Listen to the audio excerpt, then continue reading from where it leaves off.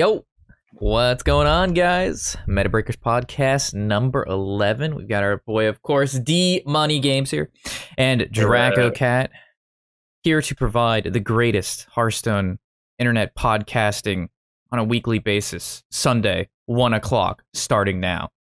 Yes. That is our introduction. I don't know how you've never done the intros before. That was got to be like the best one I've ever heard. It's got the voice for it. It's got that voice. Yeah, dude. Well done, Rob. Well done, Warshack. Thanks, Hope guys. you guys had a good week. Yeah, it was good.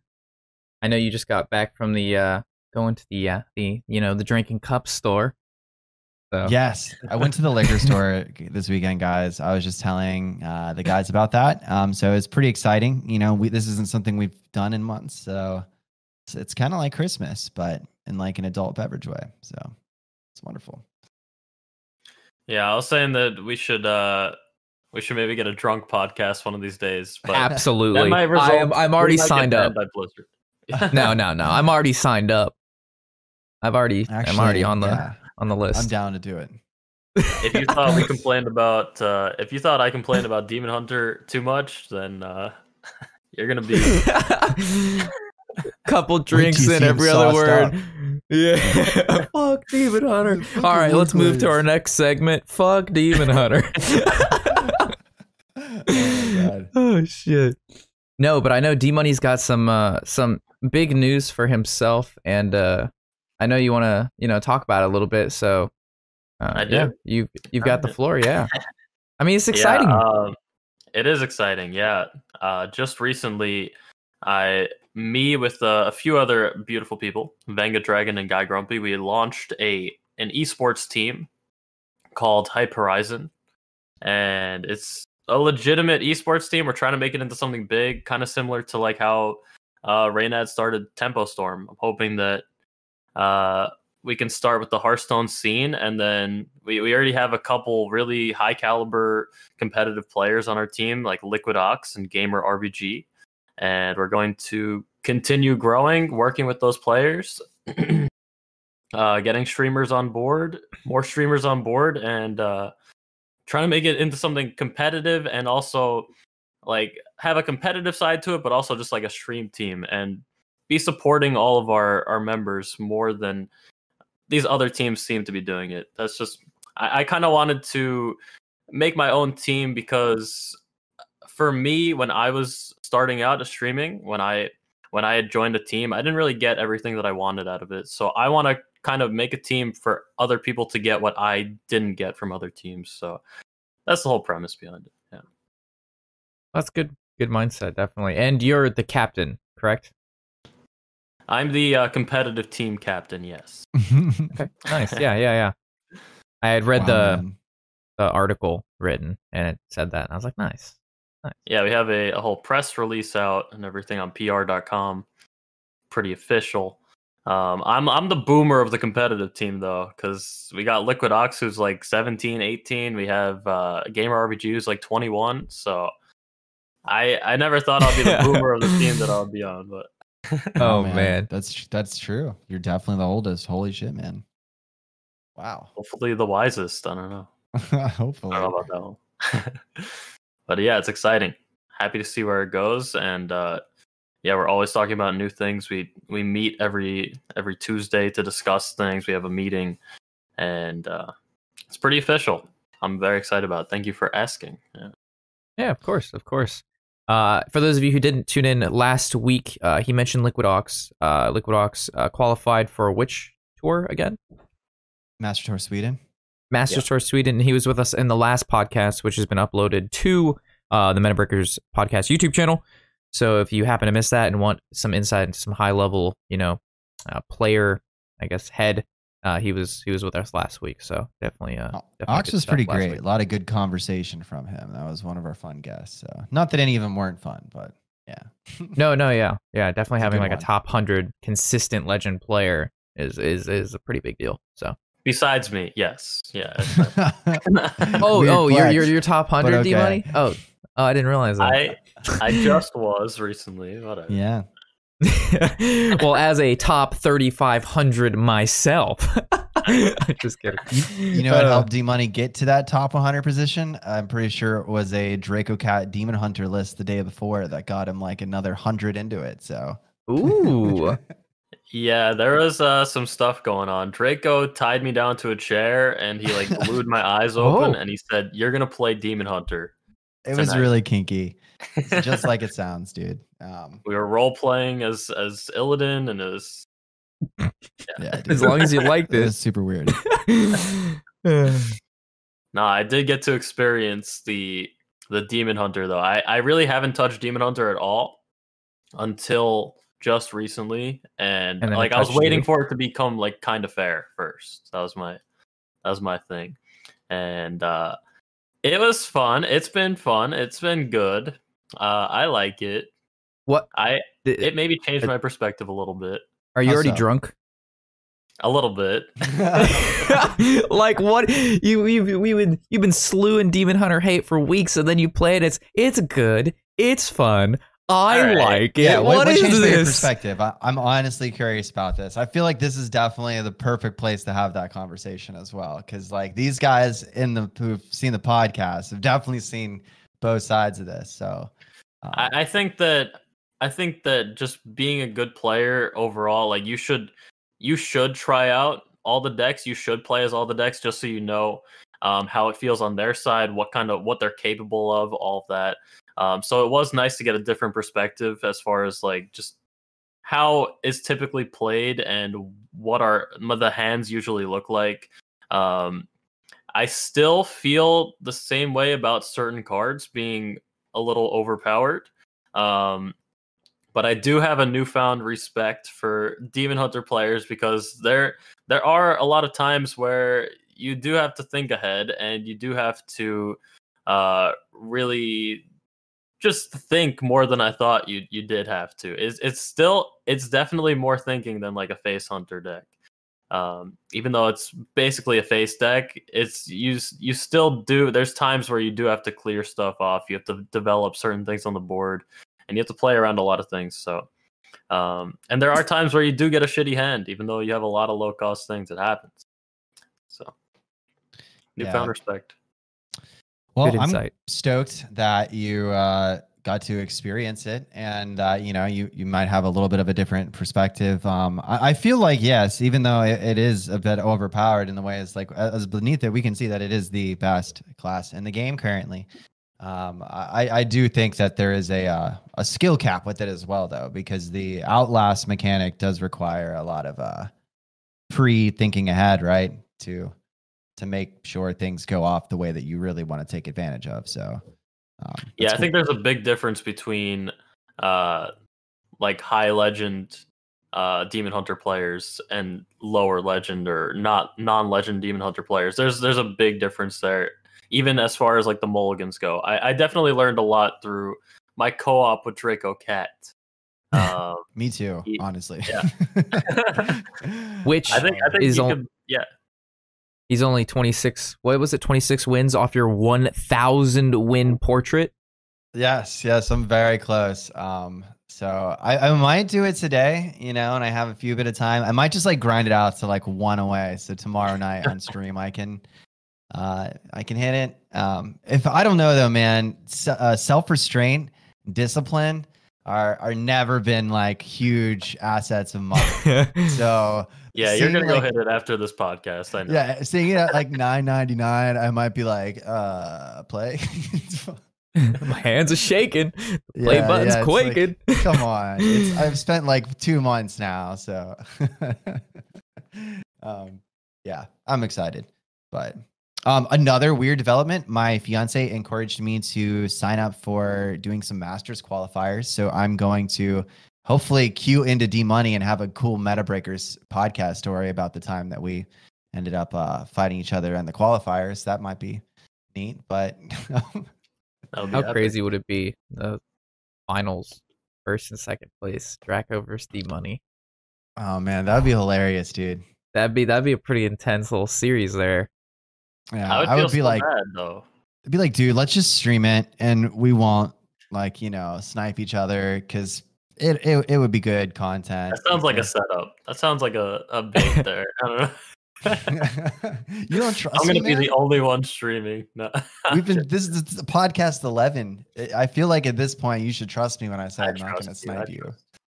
I would just feel so bad though, because like you came so far and like you got so close. I don't want to take that away from you. Like I was gonna say I would feel bad because you've been trying so hard to get there, and then I like come in on my like second time and kick your ass and take it. You know, so that would be like that would be a little bit sad for me. I'd be like, oh man, he's been doing this for months, and then I just come in here and take it. That's not really fair of me, you know? Like, so I don't know, man.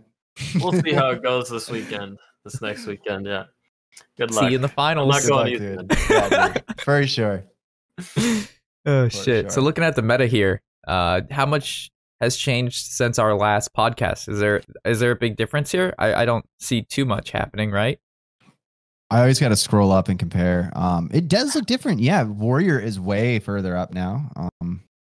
Hunter down to 2 from 1. Rogue fell a good bit.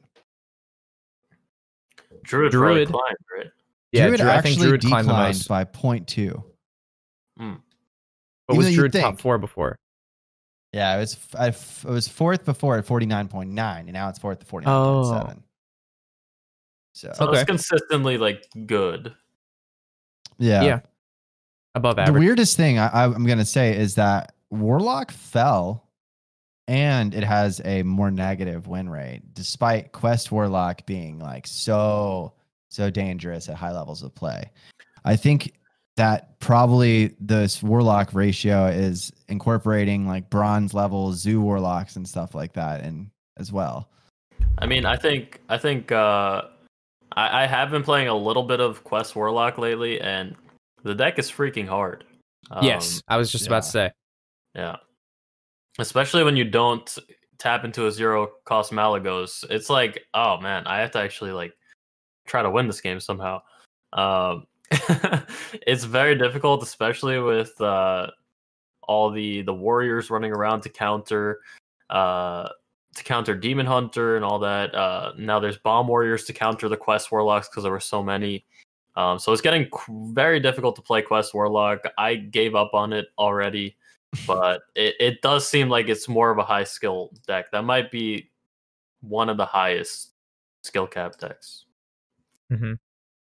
Yeah, it's just you have like a specific amount of answers, and you need to like use them for everything, and it's kind of hard to fit that into the mold when your opponent like knows all about your Dark Skies, your Nether Breaths, your Morag Artificers, and when you're going to use all of those things. So definitely respect people that master that. You see it all over GM though. Like it's yes. Yeah, it seems like a very good deck, especially in a format where you could ban around it and make a lineup around it. I think it like even though it's 47.2%, even though it's 9th on the list, it's still a tier 1 deck. Oh, you think it's tier 1? The Quest version? Yeah.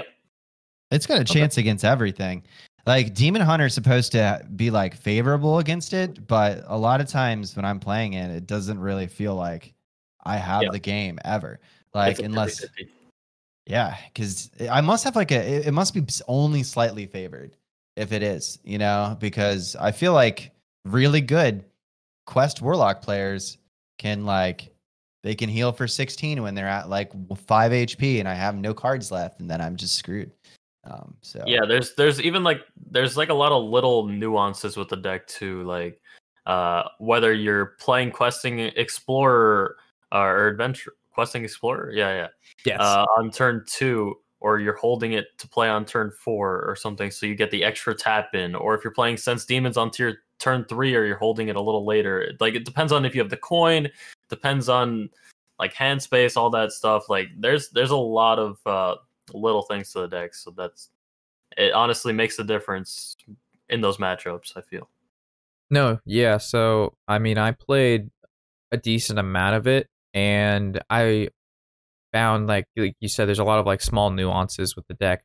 I also put in, for those of you who are interested in playing the Quest Warlock but may want to add a little bit more spice into it, if you add Rafam into the deck, being able to complete the quest playing Rafam and then tapping into random legendaries is actually quite fun. I'm not sure what rank you're at, but I was able to pull off that combo quite consistently, and tapping into random legendaries is like very exciting and very fun. So, do you have a golden Urfam? I believe we do. Yeah, dude, that's got to feel great, man. Free golden legendaries. No, yeah, it's pretty fun. We continuously kept tapping into Brand to get like 0 mana King Crushes. So it was pretty nutty. We had a lot of highlight games with it. But yeah, the main version with the Malagos and the Dragon package, it's a very tough one. But you know, sometimes it plays itself. If you tap into 0 mana Malagos, you're like Kek XD, Malagos, Soulfire, another breath, you're dead. But yeah. Yeah, deck's very strong.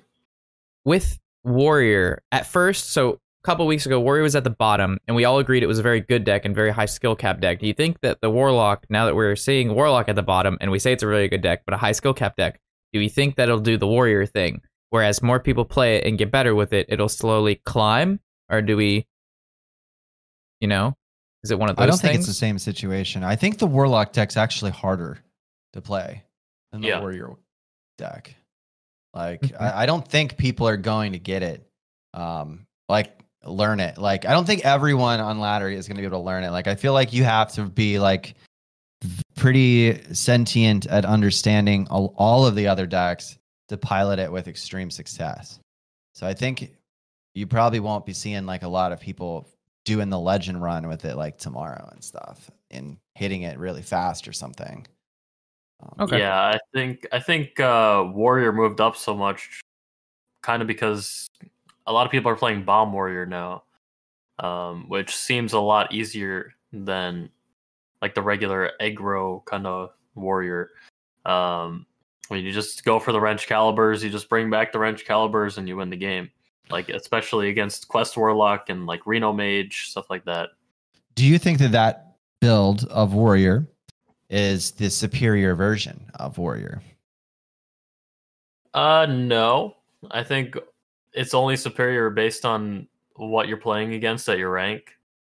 I mean, if you're playing a bunch of Reno Mage, a bunch of Questlock, a bunch of even Demon Hunters, it still feels good. Just like them sculling into bombs, stuff like that. I think that's the main reason why it's so far up.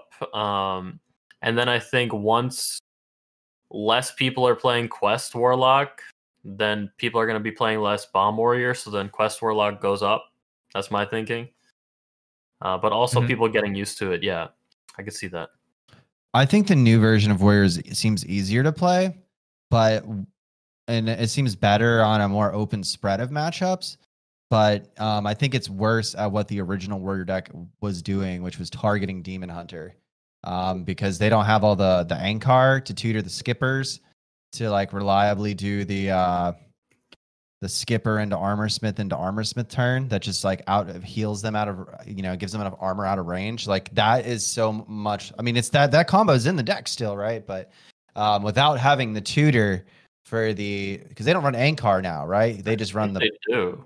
I all the Warriors that I see still run the same weapons. They run Ankar, they run 2 Livewire Lance, they run the Wrench Caliber, and then they are teching in now Boom because of the bombs. They also, some of them have the Goblin that puts the bomb in, some of them don't. Some of them has Hell Screen, but I've been seeing a lot of people cut Korkron and the Commander. Those are the 2 cards I'm seeing people cut for more control-based stuff. So like Deathwing, Boom, Brawls, Shield Slam, Shield Block. So that's what I'm seeing. I've been doing considerably better against Warrior with since they changed to that build. I think it's just because it's the extra weapons with the Corsair caches just make the tutor less likely. I think that's all I'm noticing is that getting Ankar off of the Corsair cache in the beginning is a lot less likely with 2 Wrench Calibers in the mix. And so that makes the skipper Armorsmith play seem later or not. In my situation, a lot of times they don't get it off in time before you can push them out of the game. So that's fantastic for the aggressive players out there. But even though it seems like a more tanky build, I don't know. I think they're just targeting the Highlander decks with the wrench calibers. It's like, what do you want to target? You want to target Demon Hunter, which less people are playing now, and I think more people are rotating to the Highlander decks. So the wrench caliber, as soon as you attack twice with the bombs, it's like, okay, well, Zephrys is offline, Alex is offline. If you're a mage, Rena's offline, mage, Brand is offline. You know what I mean? I mean, those are like huge impact cards. So I personally like the bomb version more. It is a very U deck, isn't it? It's a very control warrior deck, you know? And yeah, it basically went from like hyper aggro with like Korkrons and Inner Rages and Commanders to now like some aggro, some mid-rangey stuff, some combo stuff, and then more and more utility and control is entering the deck. You got Shield Slam, or Blade Shield Storm. Block, Shield Slam, Blade Storm, Brawls, Deathwing, Boom. I mean, we're starting to get to the late game control stuff, and I'm over here like, oh yeah, baby. It's looking good. So, have you played a good bit of it yet, Rob? I have come up with a new list, but I didn't want to play it until the new season to see how well it could do in a fresh season, so I can make a video on that. I like it. I was gonna say because it seems like the most U deck that has like made a resurgence. So I figured you either played a lot of it already or you planned on it. So no, yeah. So I'm playing it tomorrow. That's the drills, and the new season starts tomorrow. We have Budget Priest because it's the only budget deck I haven't targeted yet, and this new Control Bomb Warrior deck, and that's gonna be the deck you can only play the Control Warrior if you put in Bulwark, the weapon. You're out of your mind. Oh my god! I tried that deck. I seriously built a big warrior with Dimensional Rippers and dragons and all kinds of shit. And I tried putting in Bulwark, and Jesus, man, I just couldn't get it to work. Everybody just plays around it. If you're playing against Mage or Demon Hunter, they just hit for one, and they just knock down or Rogue with the lackeys. Like, it's just not good right now. It maybe it's good later, like if a big combo deck blows up. You know what I mean? So you could play it at the proper time against the combo deck. It'll buy you 1 or 2 turns, and you'll win. But right now, there's no combo decks. There's no deck that does huge quantities of damage in 1 turn that you can consistently play around. Like old Shrivala OTK Paladin, you knew when they were going to do it. Like, you had a great idea of, like, within the next 2-3 turns that the combo is going to be assembled, because they had to have no cards to be able to pay for Banker. So, like, that deck, it would be perfect, right? But there's nothing like that right now. So I think the Bulwark, I guarantee it'll see play in at least 1 or 2 expansions from now as a tech. Just think of the thumbnail. Just think, oh, man. I had one person play Bulwark on me in this entire Ashes of Outlands expansion, and I had a Priestess of Fury to follow up to it, like the following turn right after they played it, and I was just like, "Oh, that sucks, dude!" Like, oh my god, like the worst so card to have played on you. Oh my goodness. Needless to say, I understand why it doesn't see a lot of play at this point, but yeah. I don't know. I feel Absolutely. like the cards that are super good against it are becoming less popular, right? I don't know, people are very wide with the aggro though. Like, I can see it being a thing next expansion or something like that. Yeah, you just need a good strong card, but just needs the right meta. That's all it needs. It's just the right meta. Right. So we had mentioned before with the new season, ranked season coming out. What is it, tomorrow? I believe, because Monday is it's the first. Yes. We had mentioned what is the best deck. What do we recommend for people to climb before we move on from the meta into our specific cards we'll talk about. So we'll start with you, D-Money. I think me and you had the same idea of what decks that we would recommend the viewers to play if you're looking to start off the season very strong. Yeah, so there's a lot of different decks that you can bring right now. We talked about it last week, the week before, I think maybe. There's a lot of decks that are like tier 1, tier 2. Basically, all the classes are playable except for 2 of them, of course. But if you're looking for like the fast games, like the lowest skill cap, sure. I would suggest Highlander Hunter. Not to say that it's easy to play. I think it's just easier than other decks to win with. It's more forgiving for mistakes than a lot of other decks can be. Yeah, because even if you make a mistake, just play Bran on 7 and you'll be fine. That's all right. Deck's really strong. That's my suggestion, but there's a lot of different decks to choose from. I think it just depends on what you're queuing up into. Yeah. I definitely think I agree with that too. Like Highlander Hunter is probably going to be the best deck for the average player. Probably to probably take to Legend at this point. Tomorrow going into it. If you don't want to play that though, of course, I'm always going to recommend playing some Demon Hunter. But yeah, you should definitely be able to get there with it still. It works. But yeah, Hunter probably the way to go. Yes. Anything with Hunter in its name, you're a go. Yep, I'm a fan. So yeah. And if you can't afford the Highlander Hunter, another good option that also does very well is the Dragon Hunter that was popular about a month or two ago. That's also a very strong deck right now as well, in my opinion, to play. For those if you're not seeing a lot of those warriors, those control warriors, because that is going to be a really hard matchup for you if you're playing Dragon Hunter. So, right, like you don't want to play it into a bunch of control warrior. Probably. Well, yeah, I mean, if you're playing like a very aggressive deck, any control deck is going to be pretty tough for you.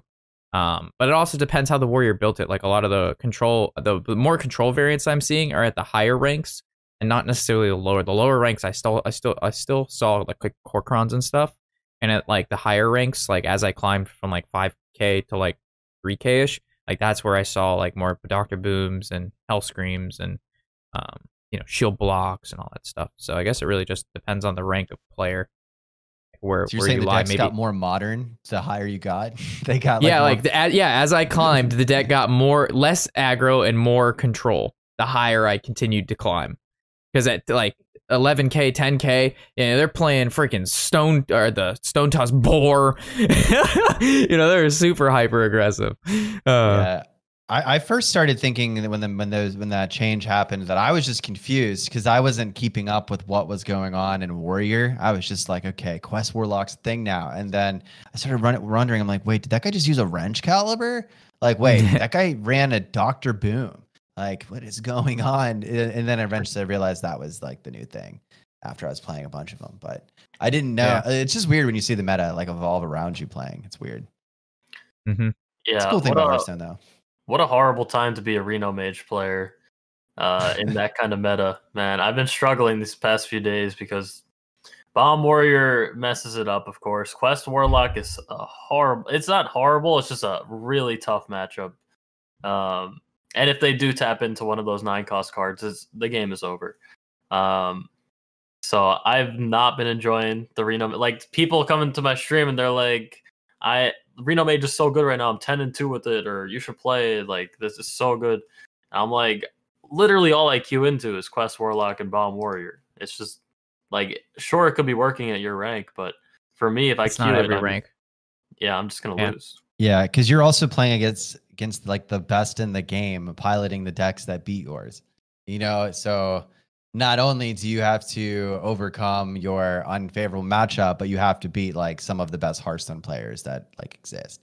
So that's I guess that's probably what a lot of the people that are like, Highlander Mage kicks ass for me. They're probably not realizing like, okay, you got to play against like the Dragon Hunter, who's like the best Dragon Hunter in the game right now. So, or something like that just kills your deck. So yeah, I mean, top 1,000 Legend is almost a whole different meta.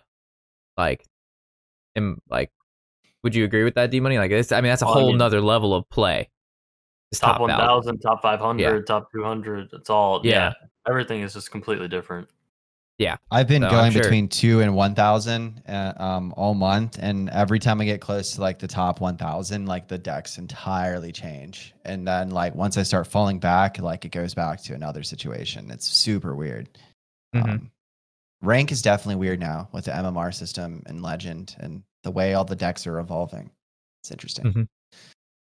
Hell yeah. It's also probably sorry. Just one last thing. It's also probably because there's so many different things to play which is good. This is a good meta. Like I think we can all say like this is like a healthy meta for the game.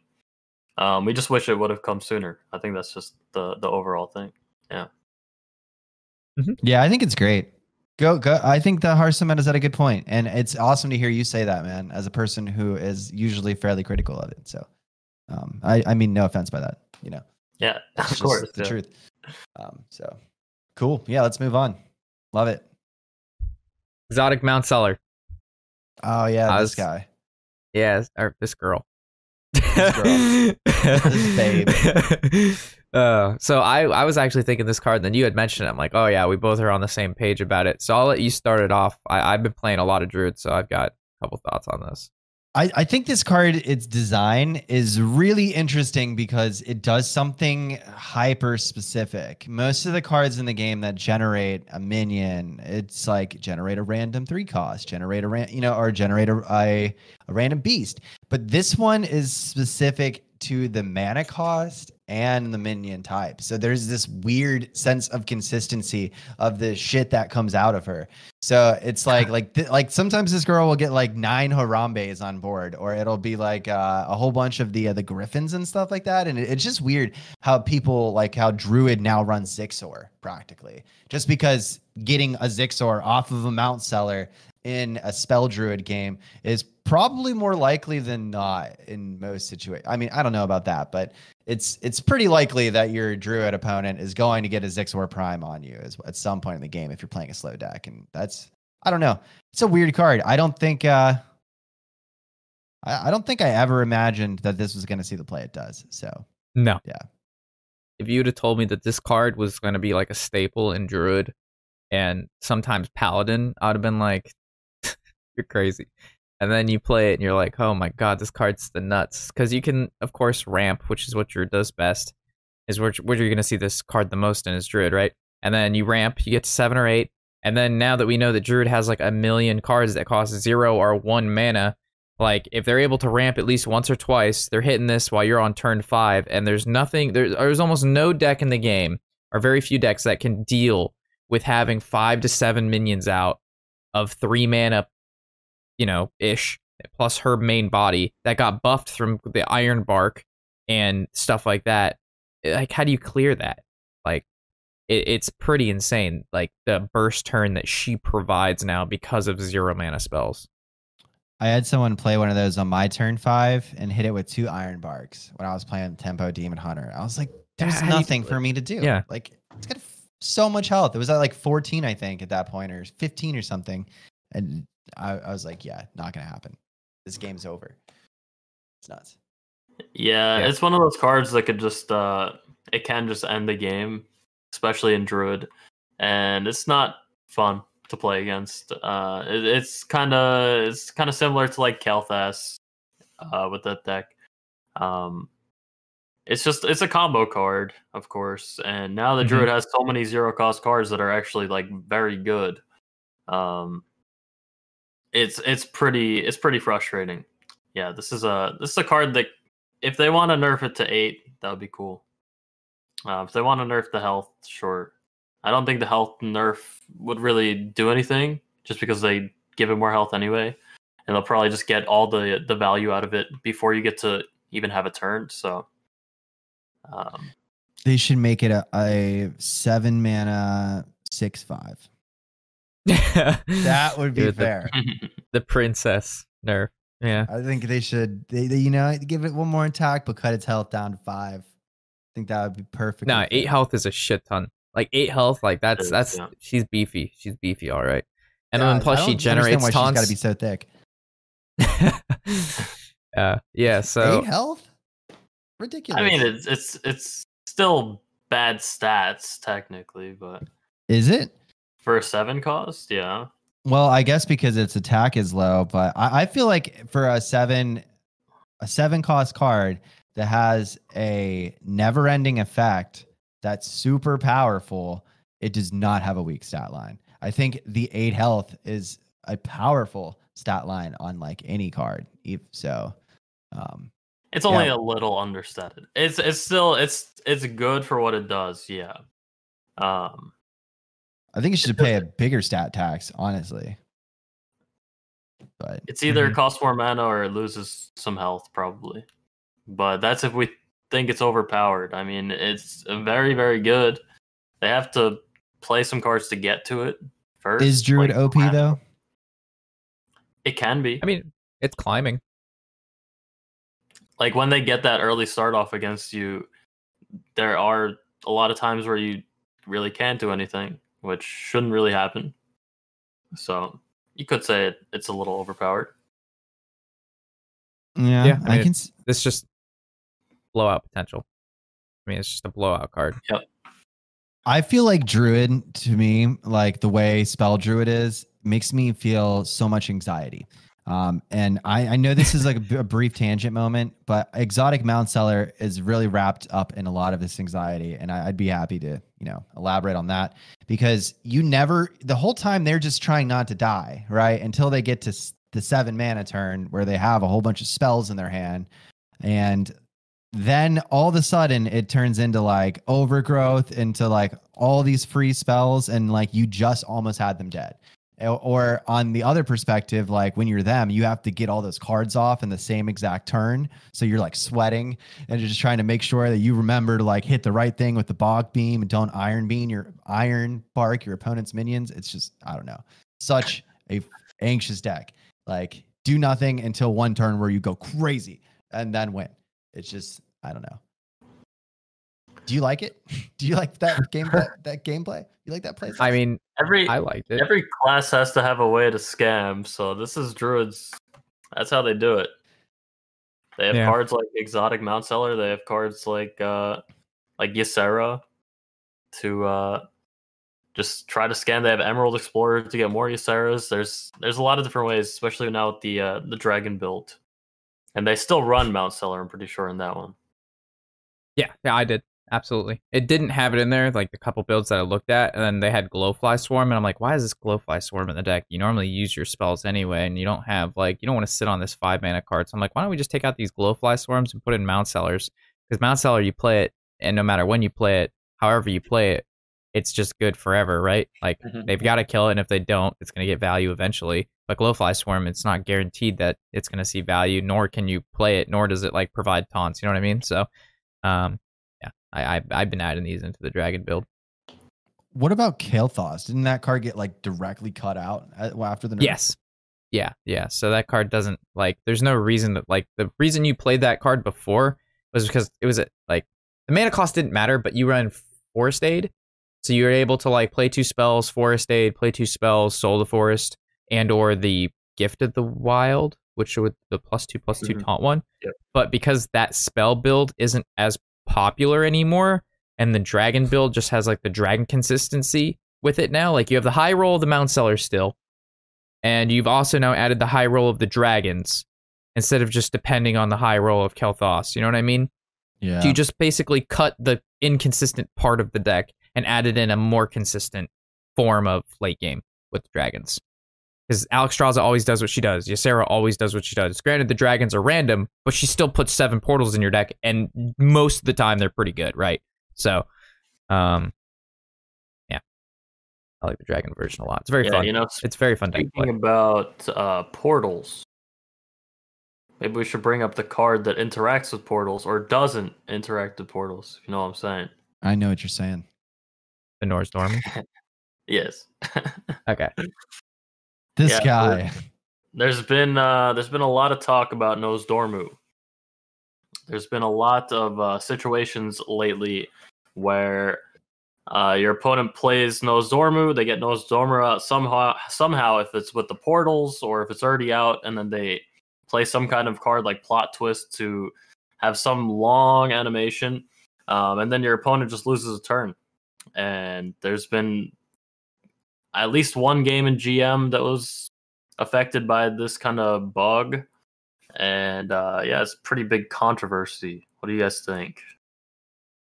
I mean, for me, it's a card that's been out since like the basic set, right? So like this shouldn't be a card that ever, like, maybe when it first came out, like potential bugs, right? But like it's been out for 5 years now. Like there should be no bugs with this card. Like obviously your opponent's skipping your turn based off like an interaction that's glitched.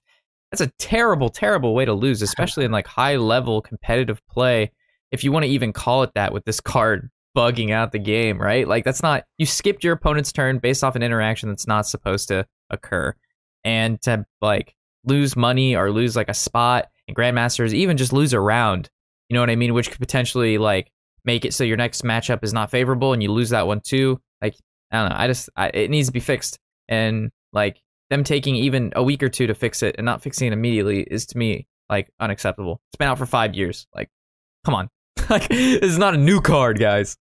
Yeah, I mean, there's like two ways Blizzard could be about Nozdormu and the way it interacts with the cards, right? One way would be that they encourage this kind of degenerate behavior because of the card's effect, and that's what it does, right? So, like, maybe if you combine this card with Ysera portals, it skips your opponent's turn, and that's like intended what the card does, but it's not. They've already admitted that this is unintentional, that you're not supposed to play this card in a way that you're trying to skip a person's turn, and that's just what their game does. So at this point, since they've already admitted that it's a mistake, I think it looks pretty damn embarrassing on their perspective that we still have esport games being decided by a ridiculous interaction between the time of animations and then this card trying to shorten your turn. It's stupid. I would be embarrassed if I was them. That's it. I must fess up to something that I did yesterday with this card. Confessions with D-Money. Don't report me, guys. But I was like 150 yesterday, and I was playing Reno Mage, and I conjured into a Nozdormu, and then my opponent had like a full board with Armor Smith on board, and I played my Reno the Relicologist, and I was like, I just want to see if this will actually rope this guy out. I think it might. It has a chance, but they did speed up the animations of the Armor Smiths, so maybe not. And I played the Reno. I ended my turn immediately, of course, and and sure enough, he did not have a turn, and that almost won me the game, like from an unwinnable perspective for me. So that was pretty stupid, and I did abuse it. I just wanted to test it out, just see what's up. But that kind of thing should not happen at all. I agree.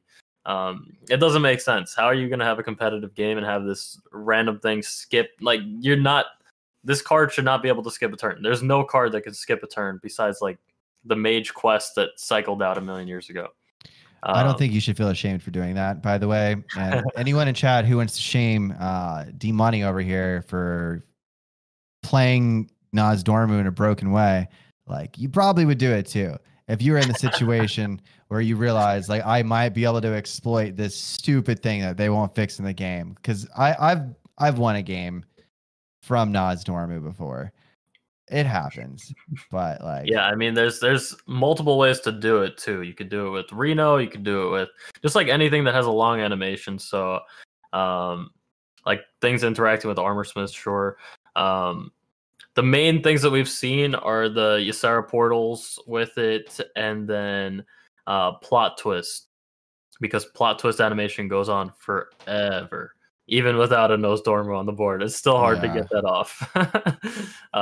The one time where I was in that clip where I was super exploited, I had a completely empty deck, and I Ysera portaled. So I had, all the portals in my deck. And then, of course, the first one that comes out of the portal when it's revealing my turn was Nozdormu. So the rope came out before you even saw the Nozdormu populate onto the board. So it started rolling out the rope, and I was like, what is happening? Like, the turn hasn't even started yet. And that was the first thing that popped up. So by the time all of the portals opened up, it was already like my opponent's turn and it was over. So it's super dumb. But the concept of it coming out first on all of the animation is super bad. Super bad. Yeah. Like, you should at least, like, if you're not gonna change the way that Nozdormu, like we were talking about it a little bit before the podcast, that like the effect shouldn't be active until your opponent actually starts their turn, right? So like, if they're not gonna fix that, then just speed up all the other animations. Like, you got to do something. It should be one or the other. It should be both, honestly, but yeah. Or just get rid of the card. Take it out of the game. That's the other option. We don't need an 8-mana 8/8 players have 15 seconds to 9-mana 8/8. Yeah, even better. It's just unnecessary. Yeah, I also agree when the rope's out, animations should occur like at 2x speed or 3x speed, because there's no reason that like the rope starting and you plot twist, by the time the plot twist ends, the rope's gone. You know what I mean? Like, if you opt to play some of these cards when the rope starts, the animations don't even finish before the rope ends, which I don't think should be the case at all. So, a good point. Do we want to take a look at the generating random legendary spells? Sure. Oh yeah, we were talking about that. So Rob had a really interesting concept here about legendary spells, and we thought it was a very good take. So we kind of wanted to share it with everyone. If you want to elaborate on that. Yeah, so we had talked about this a little bit in the stream, which is where we got the original idea. And it's like, you know, you can only play one legendary spell in your deck normally right now. And then like for someone to be able to basically go like renew into a legendary spell, like for example, Soul Mirror, or, you know, you play your, what's the 1 mana mage card? D-Money that lets you discover a spell that costs 3 or less. Yeah. Evocation. No, not evocation. It's the 1 mana mage spell lets you. Magic trick. Magic trick. Yeah. So like magic tricking into an evocation just seems like a little bit ridiculous, like for the legendary spells that is.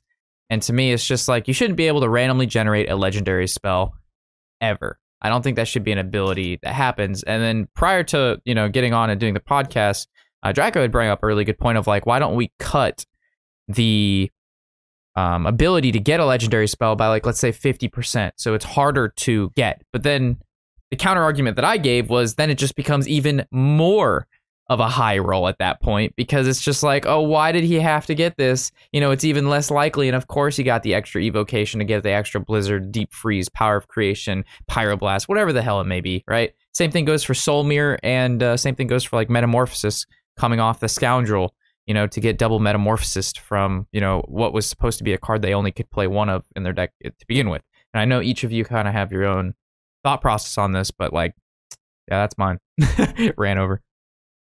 I think like just to continue with what we disagree with before on about it and about like halving the discoverable rate, I feel like what makes a legendary spell fair is that the consistency of drawing it in your deck is just not there, right? So like getting Metamorphosis as a top deck is the same likelihood as decking any other legendary card. It's not likely. You know, you can't consistently rely on a legendary card to win a game. That's like the tax of it having that powerful effect, is you can't run 2 of them.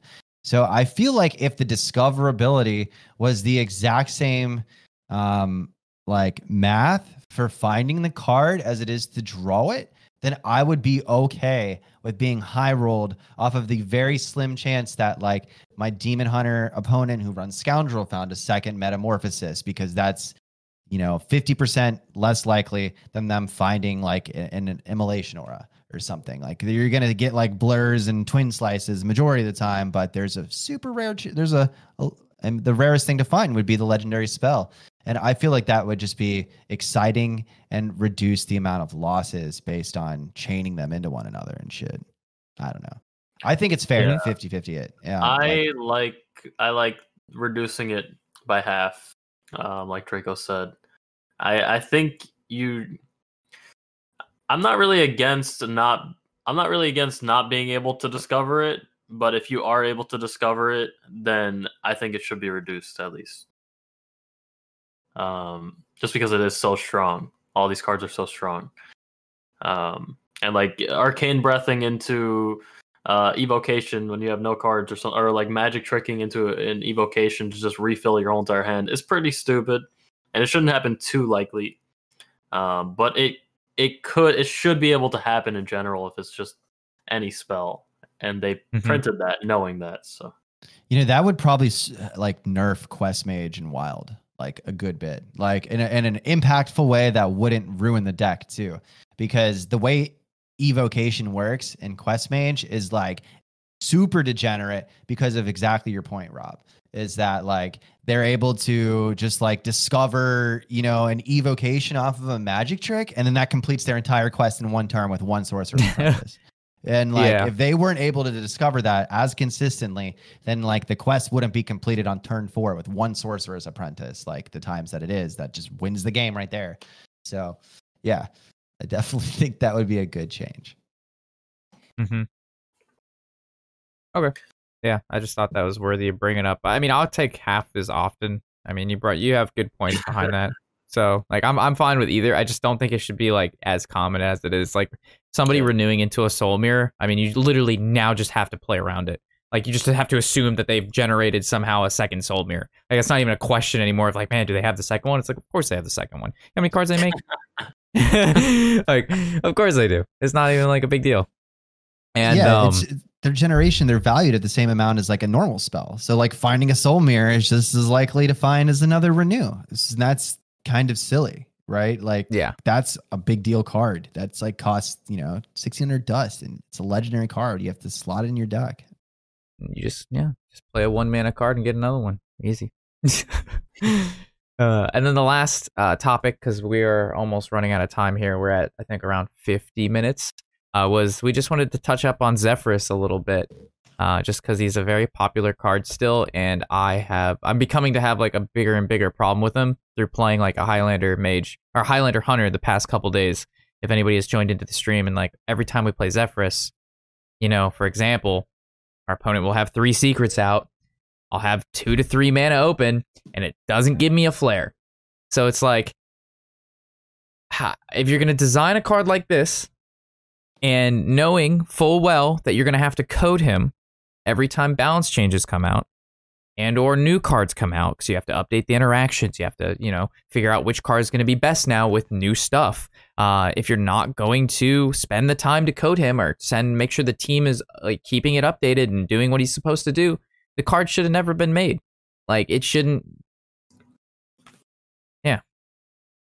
There's got to be some whole team dedicated to this card, or like some dude who's like the president of Zephrys at Blizzard, whose like job is to code this thing, and he's been on vacation or like maternal leave or paternal leave for the last like 4 weeks. Like he had his first kid or something, and he's like, you know what, we'll code Zephrys after I, get back to work. That's probably what's happening here. He's just taking a break. Yeah, I mean, this is similar to like Nose Dormu too. Like these kind of things like are losing people games in tournaments and high ranked games. Like it just shouldn't happen. There's like hardly any consistency with Zephrys half the time. I don't know. There's a website made for Zephrys. It's called Zephrys Guesser. It's like Zephrys.xyz or something.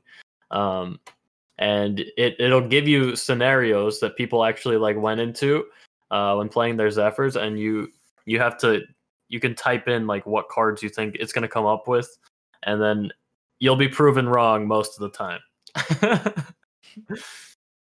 It was a lot of fun to play though, but yeah, you never know what you're going to get out of this. You think you know,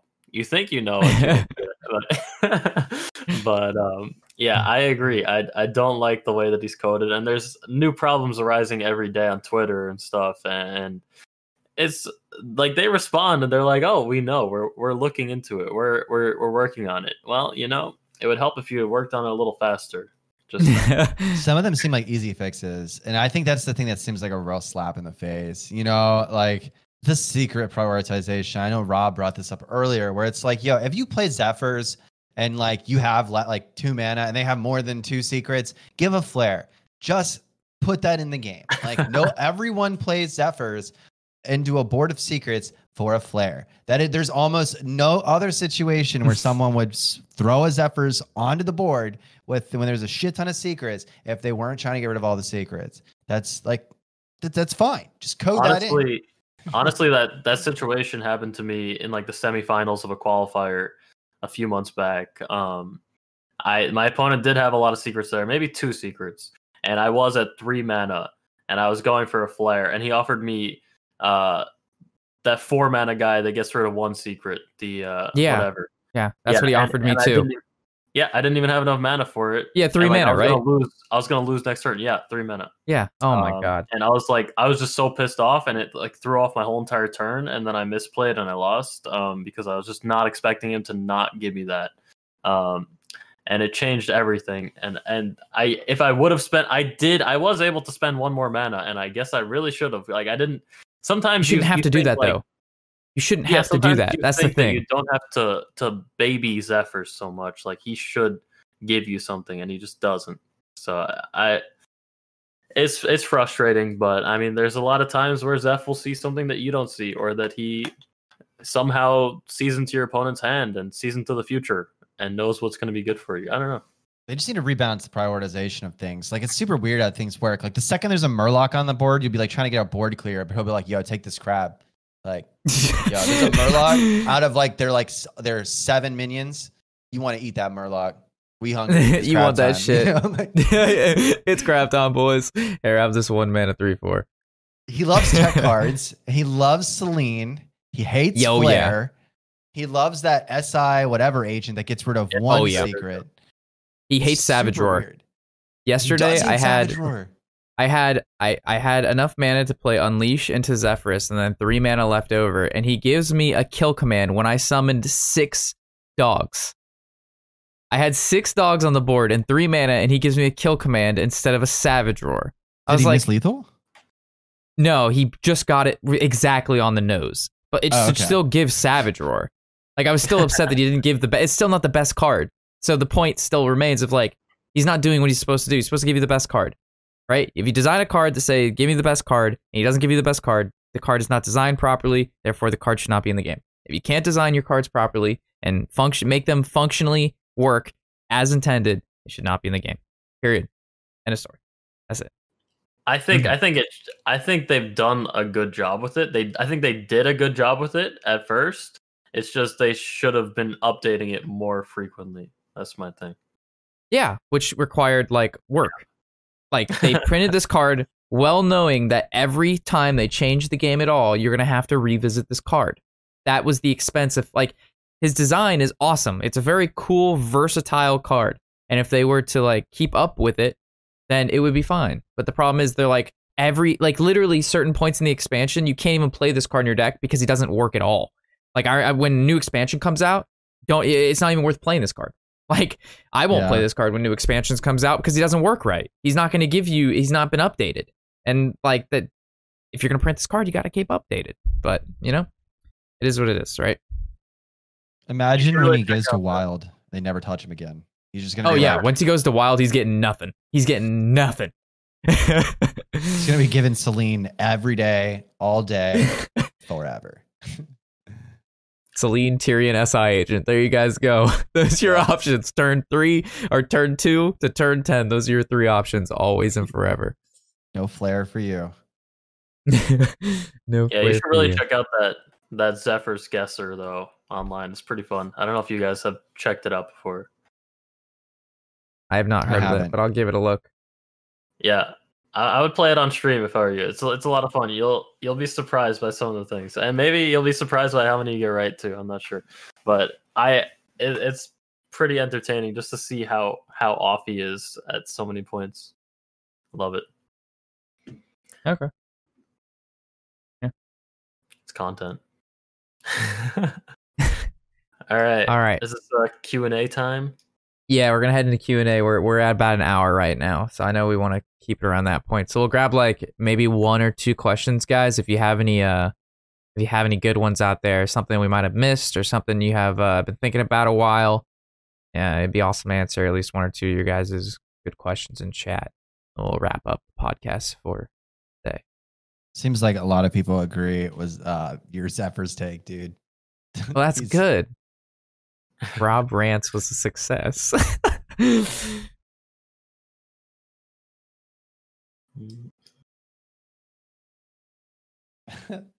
People are asking fun questions today.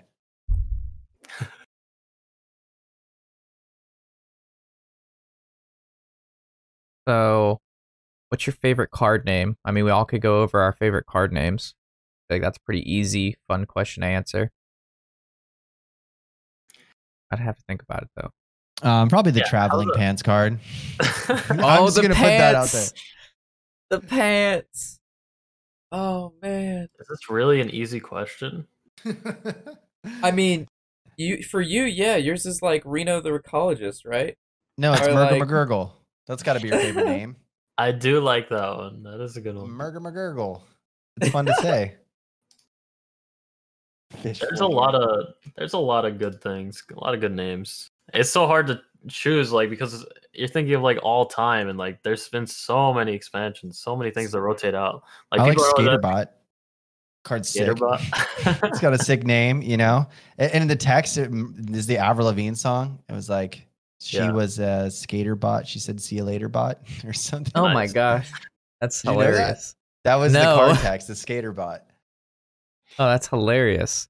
Yeah, I'm trying to think of mine right now. Normally, I try not to lean back anymore because it's not good, but this made me lean back and think.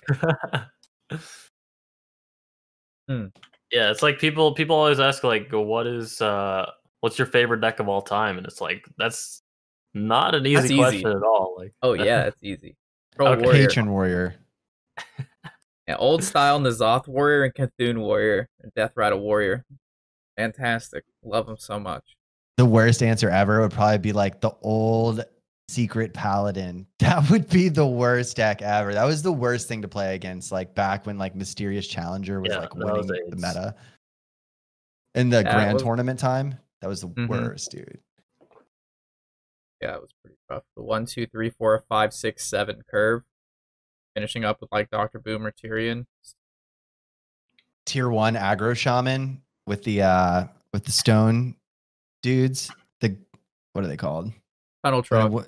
Yeah, the tunnel trogs, dude. That was the worst too. yeah, Tunnel Trog. Oh, no. When the 3-mana 3/2 could give you any totem, and the totem could be Totem Golem, Flame Tongue Totem, Mana Tide Totem. And then they changed the card to only give basic totems. Totemic, what was that guy's name? I don't know. He's a 3-mana 3/2, and they actually changed him to only give basic totems instead of giving any kind of totem. That deck was insane. The mid-range shaman. That was nuts, dude. I'm glad it's gone. what's the most powerful hero power in your guys' opinion?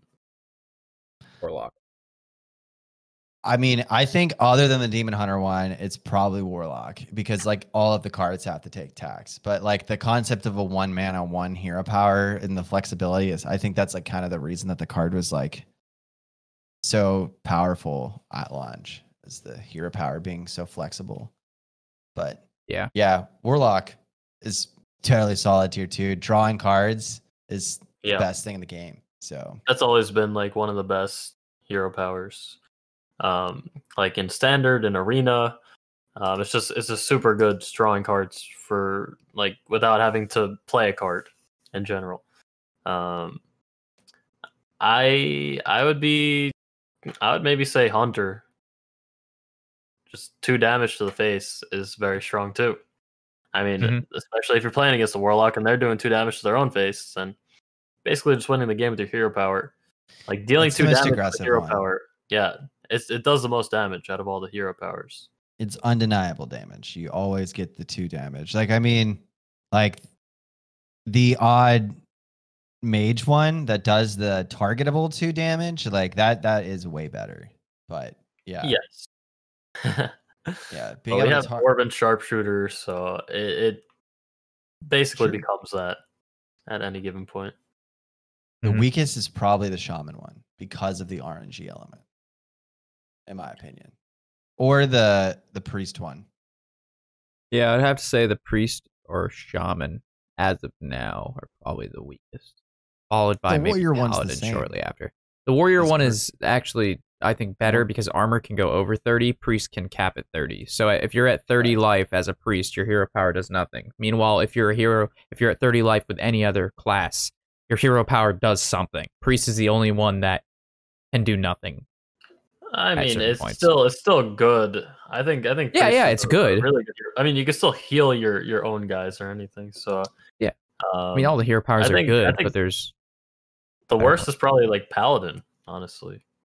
You know, people talk a lot of crap about how bad the Shaman hero power is, and it is bad, right? So like that's viable crap talking.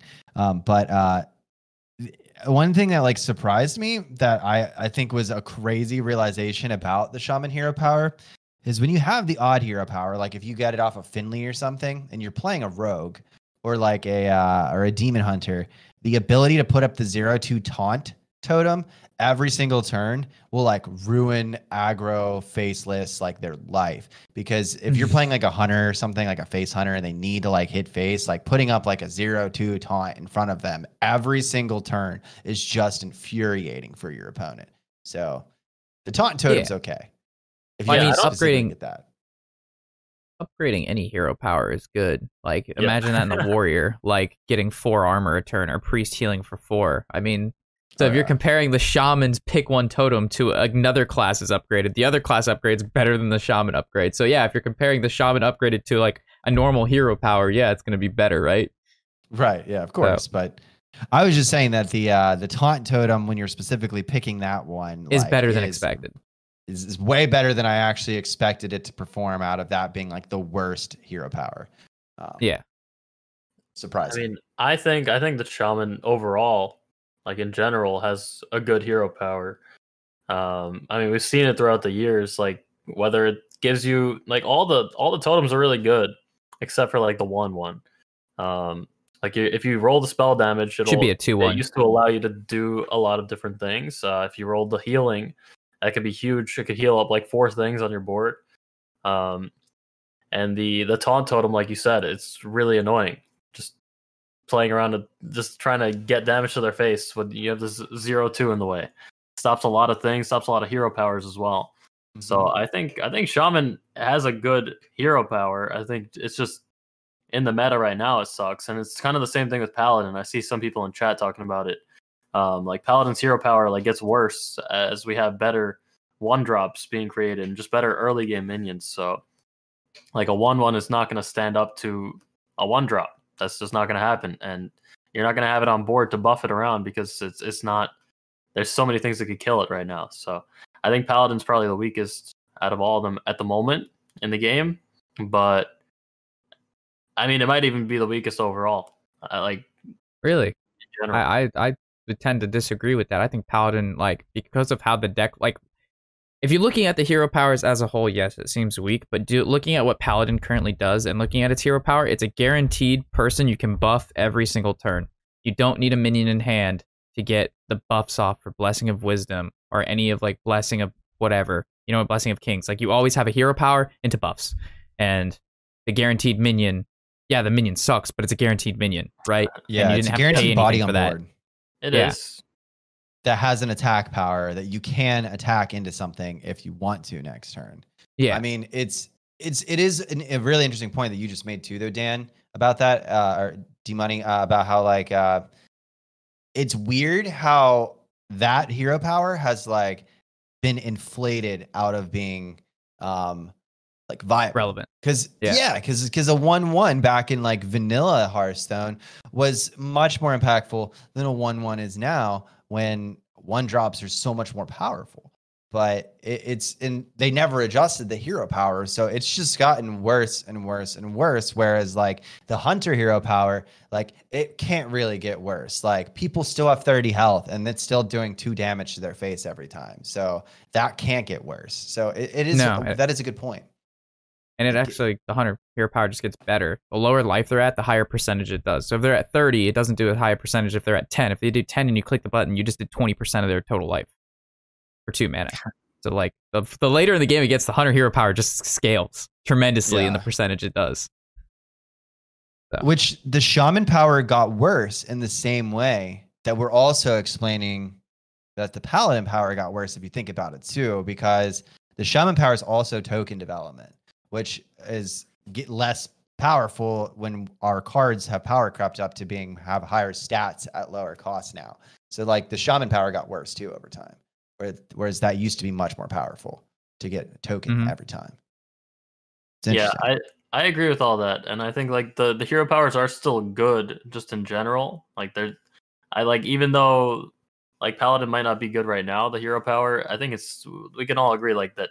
Like based on what Rob said too, like it's still good for like the buffs and everything that Paladin's trying to do. It's just probably the weakest at the moment. That's just my take. Yeah. Yeah, I mean, it depends on how the deck's doing, right? Like, I think on our tier list, it was pretty towards like the middle slash bottomish. I think Paladin was. So if, like It's the actually deck's in the middle. Yeah. yeah, it's in the middle-ish. Yeah. So if the deck's really not shining, the hero power isn't going to seem as good. But if the deck's shining, then the hero power may be like viewed as better. But I think a final note that I'll put up with Shaman is that maybe something that could be really cool is to give Shaman a little oomph if it continues to be as bad. Is to, like you mentioned, the 1/1 totem is pretty bad. What happens if that goes into a 2/1? And then also, what happens if the healing totem could heal face and not just minions? So healing totem could heal your face for healing face for 1 at the end of each turn. Maybe just to give the hero power a little oomph. But then, I don't know, just something to think about, because it actually used to did heal face for 1 back when, like vanilla Hearthstone. Mm-hmm. I think the Searing Totem should be a 0-2 deal 1 damage to a random enemy. Like, that would be way. Too. It's better than a 1/1. Not better than a 1/1. It just fits the totem flavor. Like, everything should be 0-2, and like if one's gonna heal +1, they should make the Searing Totem just do 1 ping to a random. Well, that's what it does in like the actual game. It just shoots 1 little fireball at different things every once in a while. That's exactly what it does. It would make So, yeah, I think that's a good place to wrap up if we want to finish off on anything or anything else. Good conversations today, for sure. Oh yeah, absolutely. Yeah. All right, well, we'll wrap up. I appreciate you guys listing a bunch of great questions and being active in chat and giving us good feedback on everything. And it's always a pleasure for these podcasts having both, of course, Draco and D-Money here. D-Money is his Sunday, which means D-Money's doing his, I believe, Song Request Sunday. Oh God, not again! What? No, okay. There's a lot of. We go through like so many different moods throughout the stream. It's just like sometimes everybody feels like memeing. Sometimes people actually want to hear real music. Sometimes it's, I don't know. It's like there's so many different vibes. But yeah, it's Song Request Sunday. I'm trying to get that top 16 finished today. I got a long way to go. I deranked a lot yesterday. I went from like 120. Where are you sitting at? I'm at like 220 right now, 200. Which seems like, okay, you're not that far, but every win you get like 6 ranks. So it's quite the climb, especially with this kind of meta where you never know what you're gonna queue into. Half the time it's like rock, paper, scissors. So it'll be a long day, but I'm a go for it. Yeah. Best of luck, dude. I know the last day is the toughest to climb for especially the top 200 ranks, because everybody's going for that top 16. So best of luck, dude. Thank you. Make sure to listen to Plastic Bag.